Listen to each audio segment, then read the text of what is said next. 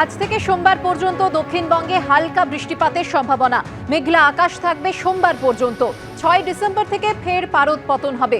বিস্তারিত জানবো, সরাসরি চলে যাব আমাদের প্রতিনিধি অরিত্রিক ভট্টাচার্যের কাছে। অরিত্রিক, আমরা জানি যে ঘূর্ণিঝড় ফেঞ্জল তা আজ বিকেলের মধ্যে ল্যান্ডফল হওয়ার কথা রয়েছে।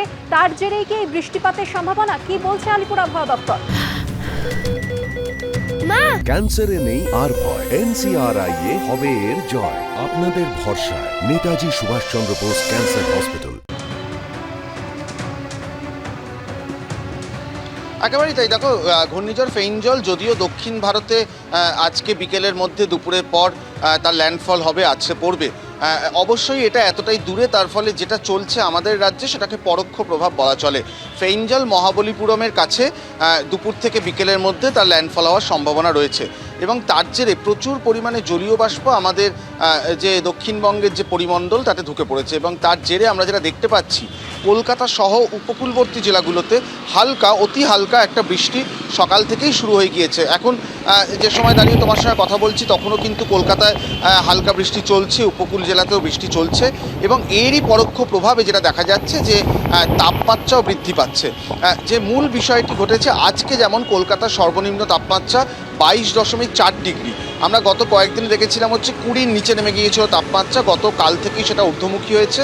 22.4 ডিগ্রি তাপমাত্রা যেটা সর্বনিম্ন, সেটা কিন্তু স্বাভাবিকের থেকে 5 ডিগ্রি বেশি এবং পুরোটাই কিন্তু বাতাসে জলীয় বাষ্প যে ঢুকেছে এই ঘূর্ণিঝড়ের প্রভাবে, তার জেরে হচ্ছে, এমনটাই কিন্তু আলিপুর আবহাওয়া দপ্তর জানাচ্ছে। এই পরিস্থিতি আগামী 3 দিন কিন্তু বজায় থাকবে এবং তাপমাত্রার খুব বেশি হেরফের আপাতত কয়েকদিন ঘটবে না। তারপরে ধাপে ধাপে তাপমাত্রা নামার যে পদ্ধতি আবারও সেটা শুরু হবে এবং যেভাবে ঠান্ডা পড়ে আমাদের রাজ্যে, কয়েকটা স্পেলে ঠান্ডা আসে, সেরকমভাবেই আরও একটি ঠান্ডার স্পেল শুরু হবে কয়েকদিন পর। কিন্তু আপাতত এই হালকা বৃষ্টি যেটা চলছে সকাল থেকে সেটা কিন্তু অব্যাহত থাকবে। ঊর্ধ্বমুখী তাপমাত্রা সেটাও কিন্তু অব্যাহত থাকবে। তার ফলে যেভাবে শীতের আমেজ ঢুকে পড়েছিল দক্ষিণবঙ্গে, সেটা খুব একটা স্থায়ী হবে না।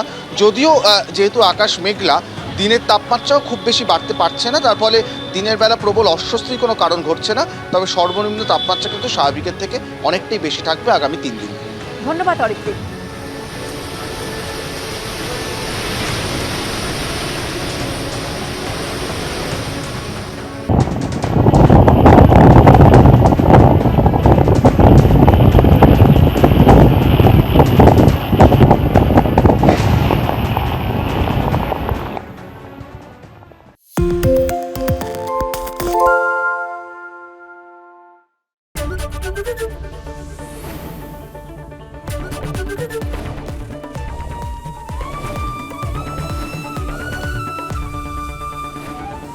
এবিপি আনন্দ, এগিয়ে থাকে, এগিয়ে রাখে।